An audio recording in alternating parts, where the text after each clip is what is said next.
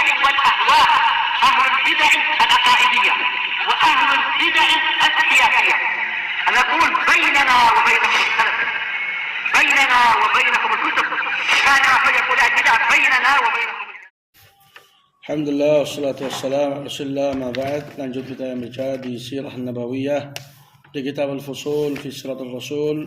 Qala Ibnu Katsir rahmatullah alaihi, falamma tammat hadhihi al-bai'atu ista'dhanu Rasulullah sallallahu alaihi wa ala alihi wasallam an yamilu ala ahli al-aqabah falam ya'dhan lahum fi dhalik. Tatkala sudah sempurna baiat antara Nabi dengan para sahabat yang datang dari Madinah, yang jumlahnya waktu itu 75 73 dari kalangan kaum laki-laki, 2 dari kalangan perempuan. Mereka berbaiat Rasul alaihi salatu wasalam untuk apa?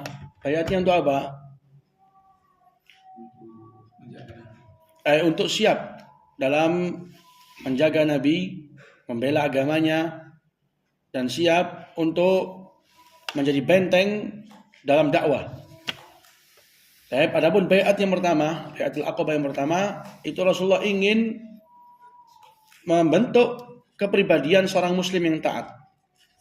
Di baiat yang kedua, permintaan Nabi jauh lebih apa? Jauh lebih tinggi. Karena yang diminta oleh Nabi adalah kesepakatan kaum muslimin untuk menyanggupi dalam membendung dakwah ini, membela dakwah ini, membendung gangguan yang menyerbu dakwah dan menjaga dakwah dan juga menjaga Nabi alaihi salatu wasallam di atas penjagaan mereka untuk keluarga, anak-anak dan juga istri. Ini yang diminta oleh Rasul. Maka pertemuan di waktu itu salah satu langkah untuk kejayaan Islam. Salah satu langkah di mana akan terbentuknya kerajaan yang akan tetap utuh sampai turunnya Isa bin Maryam. Akan tetap utuh. Salah satu langkah yang di mana akan digoncangkan dan dilengsarkan kerajaan-kerajaan yang ada dari kalangan Romawi dan Persia. Padahal itu sekedar pertemuan yang singkat. Pertemuannya singkat. Pertemuannya itu sederhana. Pertemuannya sembunyi-sembunyi. Pertemuannya dipimpin oleh Nabi alaihi salatu wasallam dengan para sahabat yang keadaannya sangat sederhana. Tapi ternyata itu yang ditakutkan oleh semua para raja. Tapi di waktu itu mereka semua pada lalai dan tidak sadar. Tammat hadhil bai'ah. Kata Ibnu Katsir, baiat ini sempurna. Telah terjadi dan mereka menyanggupi. Yang pertama kali siapa, kata Ibnu Katsir, yang berbaiat? Namanya siapa? Al-Bara' ibn Ma'rur. Itu yang pertama. Dia yang mentaukidkan. Dia yang apa? Yang mengkuatkan baiat tersebut sehingga para sahabat semua apa? Semua para sahabat serentak dan membaiat Nabi alaihi salatu wassalam. Tapi lihat ya ikhwah. Di sini kata Ibnu Katsir an yamilu ala ahli al-aqabah. Mereka diminta baiatnya untuk membela Nabi, menjaga Nabi di mana? Di Madinah. Tapi selepas baiat itu sempurna, mereka meminta izin Nabi untuk menyerang penduduk Mekah.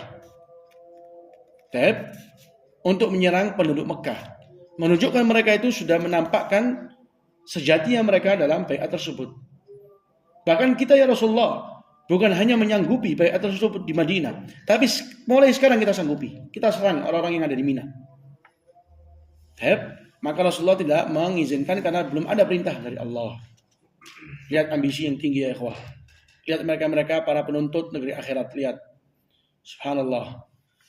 Jadi mereka benar-benar sudah terisi dengan mental iman. Sehingga tidak melihat kecuali keridhaan Allah dan juga Rasulnya. Hadha. Qala bal adzina lil muslimin ba'daha min ahli Makkah fil hijrati ila al-Madinah. Rasulullah mengizinkan untuk kaum muslimin selepas baiat tersebut untuk berangkat ke Mekah, ke Madinah sebagai hijrah.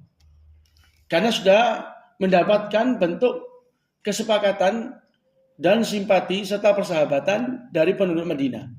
Kalau memang demikian, bagusnya kalian, wahai para sahabatku, berangkatlah kalian kemana? Ke Madinah. Hijrahlah ke Madinah. Dan hijrah ini tentu lebih agung dari hijrahnya mereka ke Habasyah. Karena hijrahnya mereka ke Habasyah hanya sekedar untuk selamat dan lari dari gangguan dan mencari keamanan di sisi seorang raja yang adil. Seorang raja yang adil yaitu Najasyi, Ashamah. Itu ke Habasyah, tujuannya untuk ini. Tapi ke Madinah bukan sekedar mencari keamanan. Tapi mereka tujuannya untuk membentuk suatu daulat. Membentuk untuk suatu daulat. Di Habasyah, waktu hijrah Habasyah, Rasulullah hanya memberikan suatu apa? Isyarat. Kalian merasakan gangguan, fitnah, cobaan. Di negeri Habasyah ada seorang raja yang tidak dizalimi siapa yang tinggal di sampingnya. Isyarat. Oh, ternyata di sana ada tempat atau lingkungan yang lebih bagus. Sama-sama kufurnya. Sama-sama negara kufur. Tapi di sini lebih aman, lebih tentram. Dipilih Habasyah tersebut. Tapi kalau ke Madinah perintah. Rasulullah memerintahkan para sahabat untuk berangkat ke Madinah. Berangkat ke Madinah. Jadi bukanlah mereka ke sana tuh ikhwah untuk sekedar jalan-jalan atau sekedar untuk menyelamatkan diri dan selesai, enggak. Bahkan hijrahnya mereka ke Madinah itu salah satu pintu atau pintu untuk mereka memikul beban yang jauh lebih berat dari sekedar mereka diganggu di Mekah. Apa kira-kira? Beban itu yang akan mereka pikul selepas mereka hijrah ke Madinah. Naam. Hukum-hukum syariat seperti sholat, zakat, puasa, haji, dan juga hukum halal haram, demikian jihad. Mereka ke Madinah untuk membentuk suatu negara, daulah Islamiyah, kaum muslimin yang siap untuk memerangi semua suku dari suku-suku orang kafir. Jadi lawan mereka adalah dunia. Jadi bukan enak-enakan mereka yang sekarang selamat dari Mekah ke Madinah selesai. Enggak, mereka meninggalkan harta mereka di Mekah. Yang punya tanah ditinggalkan, yang punya harta ditinggalkan.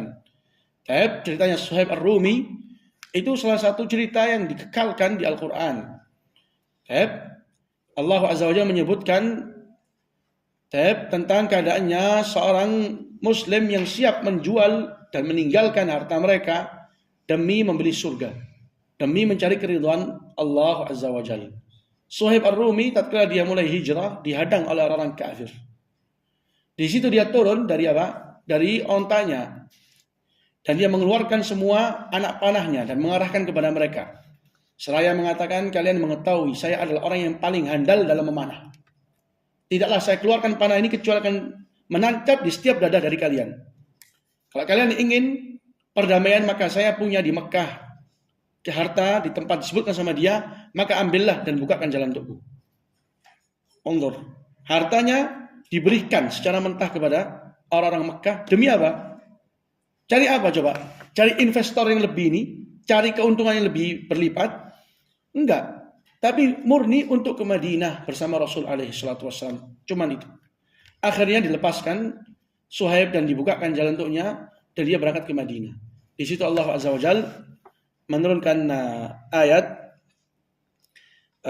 Allah Azza wa ayatnya di surah Al-Baqarah.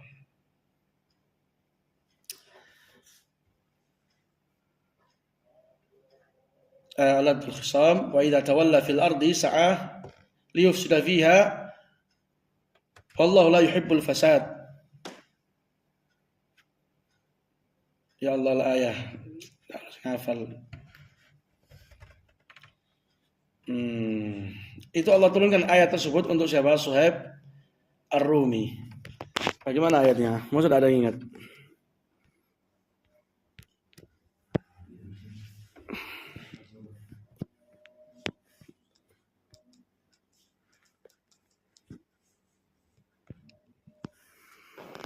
Kata Allah, wa minan nas man yashri nafsahu ibtigha'a mardatillah wallahu rauful bil ibad. Sebagai manusia ini ada yang membeli atau menjual, yashri, yabi'. Siapa yang membeli dirinya atau menjual dirinya untuk apa? Ibtigha'a mardatillah. Demi mencari keridhaan Allah. Ini turun untuk Suhaib. Ini turun untuk Suhaib radhiyallahu taala anhu. Jadi ini keadaannya mereka-mereka yang hijrah. Jadi jangan dikira hijrahnya dari Mekah ke Madinah itu untuk cari keamanan selesai. Enggak, mereka meninggalkan harta mereka, keluarga mereka ditinggalkan. tanah mereka, kampung halaman ditinggalkan. Menuju ke Madinah, tempat yang asing, gak kenal siapa-siapa di sana. Karena apa? Cuma karena agama total, tidak ada yang lain. Kemudian dipikulkan dengan beban-beban yang jauh lebih berat, yaitu siap untuk jihad, melawan semua suku-suku yang ada di alam semesta dan penjuru dunia. Itu keadaannya para sahabat radhiyallahu taala anhum. Qala fa kana awwala man kharaja ila al-Madinah min ahli Makkah Abu Salamah ibn Abdul Asad huwa wa imra'atuhu Ummu Salamah. Dan ini ya ikhwah, hijrah ini itu salah satu sebab yang menjadikan orang-orang kafir Quraisy mereka menjadi apa? Menjadi cemas. Mereka menjadi sangat takut dan gemetaran. Karena mereka itu dengan jalannya hari demi hari itu telah mendapatkan dan sampai kepada mereka kabar ini tiba-tiba masuk Islam. Oh, ini masuk Islam. Tiba-tiba sekeluarga masuk Islam. Itu lebih apa? Lebih mencemaskan mereka. Terlebih tentang perjanjian atau baiat ini bocor dan sampai kepada mereka. Dan telah sampai juga kepada mereka dari sekutu-sekutu mereka yang ada di Madinah, bahwasanya telah terjadi kesepakatan antara Nabi dengan penduduk Madinah. Nah, ini menjadikan mereka lebih apa? Lebih cemas dan lebih gemetaran. Karena yang masuk Islam, yang ada di sisi Nabi, apakah orang-orang lain? Bukan orang-orang lain ya, wah. Yang ada di sisi Nabi itu kebanyakan mereka adalah siapa? Kerabat-kerabat mereka. Antara saudara, anak saudara, atau sesuku dan kabilah. Itu yakni mana? Antara mereka dengan yang ada bersama Nabi ada kerabat. Dan agama ini yang baru di mata mereka adalah agama yang paling mereka benci. Jadi mereka di sini apa? Bingung. Antara menjaga kekerabatan ataukah memerangi agama yang baru. Menjadikan mereka apa? Bingung. Ditambah fahamnya mereka. Hijrah tadi ini bukan sekedar hijrah ke Madinah selesai urusan. Enggak. Tapi mereka tahu hijrahnya ini ke Madinah untuk apa? Untuk membuat suatu daulah kerajaan yang dimana kalau kerajaan itu sudah menang akan kembali ke Mekah dan mereka akan apa? Mengambil alih ke kerajaan yang ada di Mekah. Sehingga akan merugikan pertama-tama agama nenek moyang mereka. Kedua, perdagangan dan perniagaan mereka.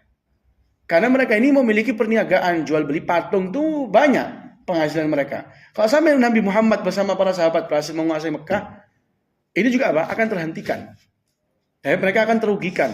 Ditambah juga tahta yang mereka pegang, yang mereka jaga, itu semua juga akan terampas secara otomatis tatkala Nabi Muhammad kembali ke Mekah dengan para sahabat. Jadi di situ mereka apa? Sangat-sangat cemas. Ditambah hijrahnya mereka kemana? Ke Madinah. Dan mereka kenal bagaimana orang-orang Madinah. Orang-orang Madinah Al-Aus wal Khazraj adalah keturunannya Qahtan. Dan mereka orang-orang Mekah keturunannya Adnan. Dan keduanya adalah asal-usulnya orang Arab. Dan penduduk Madinah memang dikenal di zaman itu adalah orang-orang yang dikenal dengan gemar perang dan bermain pedang.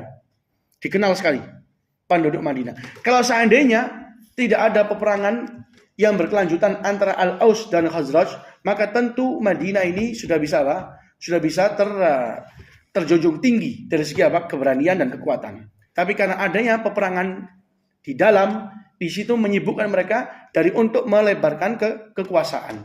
Tapi mereka tahu ini Al-Aus wal Khazraj gak gampang. Tapi mereka ternyata akan menjadi orang apa? Atau sekelompok orang yang menampung Nabi Muhammad. Ini berat. Ini membuat apa mereka? Menjadikan mereka cemas. Ditambah Madinah itu tempatnya di mana? Madinah itu tempatnya dia di selatannya Mekah. Atau di utaranya Mekah, afwan. Dia letaknya di utaranya Mekah. Nah ini Mekah, di sini Madinah, di sini Syam. Madinah ini adalah akses terbaik mereka untuk melakukan perjalanan ke Syam demi untuk perdagangan, perniagaan. Jadi kalau sampai ada apa-apa antara mereka dengan Madinah, tentu itu juga mengancam ekonomi mereka. Akhirnya mereka sangat cemas. Ini bikin permusuhan atau membuat kesepakatan mending dengan penduduk Yaman. Di bagian selatannya mereka. Atau dengan penduduk-penduduk yang ada di daerah timurnya Mekah. Tapi enggak, bagian utaranya. Ini sangat membahayakan dan mengancam keutuhan perniagaan mereka. Tatkala terjadi ini semua, mereka membentuk suatu pertemuan yang dikenal dengan pertemuan di Darun Nadwah. Pertemuan yang ada di Darun Nadwah. Di situ pertemuan tentang atau pertemuan antara para pemuka dan para pembesarnya orang-orang Quraisy dari Abu Jahal bin Hisham, ini dari kalangan Banu Makhzum. Kemudian ada Syaibah bin Rabi'ah wa Utbah bin Rabi'ah dan Abu Sufyan, ini semua dari kalangan Bani Abd Syams. Kemudian ada juga An-Nadhr ibn al-Harith ditambah dengan Umayyah bin Khalaf, ini dari Bani Jumah. Semuanya berkumpul. Ini harus kita carikan solusi dalam kita menghadapi tentang arus yang mengarah ke Madinah. Dari kalangan orang-orang bagian dari kita. Bagaimana caranya kita untuk menghancurkan, untuk memberhentikan. Rasulullah dengan siasatnya yang sangat agung, siasatnya yang sangat kuat, itu enggak langsung pertama kali mementingkan dirinya. Saya Nabi, saya Rasul, saya termulia, saya berangkat dulu. Para sahabat di belakang. Enggak demikian Rasulullah. Rasulullah memerintahkan kalian semua berangkat. Biar saya di sini, tersisa hanya Rasulullah, Abu Bakar dan juga Ali. Rasulullah hanya menunggu di Mekah sampai melihat bagaimana waktu yang pas. Yang penting para sahabat sudah ada di mana? Di Madinah. Maka kufar Quraisy mereka melakukan perkumpulan rapat tadi itu yang dihadiri dengan para pemuka. Setiap dari mereka mengajukan suatu masyurah, suatu permusyawaratan, suatu pendapat. Ada yang mengatakan langsung dibunuh saja. Nabi Muhammad langsung dibunuh, selesai. Maka disanggah itu semua, dibantah. Kalau sampai dibunuh, maka bagaimana engkau melawan Banu Hashim? Ini kan siapa saja? Abd Syams, Banu Makhzum, sama Banu Jumah. Tidak ada Banu Hashim. Kalau misalnya Banu Abd Syams tiba-tiba saya, dengan marahnya dia berangkat dan membunuh Nabi Muhammad. Bagaimana? Apa yang akan dilakukan sama Bani Abd Syams untuk melawan Banu Hashim? Dan Banu Hashim di mata mereka ini apa? Mulia, agung, tinggi. Jadi pendapat ini terlalu frontal, ditolak. Jangan seperti itu. Akhirnya mereka mengatakan, ada yang mengatakan gini saja, setiap dari kita mengutus orang-orang yang kuat untuk menjaga Nabi di rumahnya supaya nggak keluar. Nanti dari Bani Abd Syams keluar berapa orang? Dari Bani Jumah, dari Bani Makhzum keluar untuk menjaga Nabi Muhammad. Ada yang mengatakan gini saja, setiap dari kita itu mendatangi Nabi Muhammad dan membunuhnya secara keroyokan, secara serentak dengan banyak orang. Sehingga tatkala pembunuhan itu terjadi dengan perpaduan dari banyak kabilah dan suku, Banu Hashim nggak mampu untuk menuntut. Banu Hashim mana mungkin dia akan melawan setiap dari kabilah yang ada. Sulit bagi mereka. Maka nggak ada kecuali mereka hanya bisa menerima dia. Menerima bayaran tatkala dibunuhnya salah satu dari mereka, yaitu Nabi Muhammad. Akhirnya dengan inilah mereka sepakat. Yaitu apa? Yaitu untuk mengeroyok Nabi Muhammad setiap dari kabilah yang rapat tadi itu. Datang ke Nabi Muhammad, kemudian bagaimana dikeroyok. Tatkala sudah dibunuh dengan perpaduan banyak kabilah, tentunya Banu Hashim nggak mampu untuk menuntut dari setiap kabilah. Oh ini mau diperangi, nggak bisa mereka. Mana bisa satu kabilah melawan banyak kabilah. Dengan ini yang mereka sepakat, di situ akan terjadi dan akan disebutkan nanti oleh Ibnu Katsir tentang hijrahnya Nabi. Di situ nanti bagian dari cerita hijrahnya Nabi, bagaimana lanjutnya kisah. Insyaallah kita lanjutkan di pertemuan yang akan datang. Alhamdulillahirabbil alamin.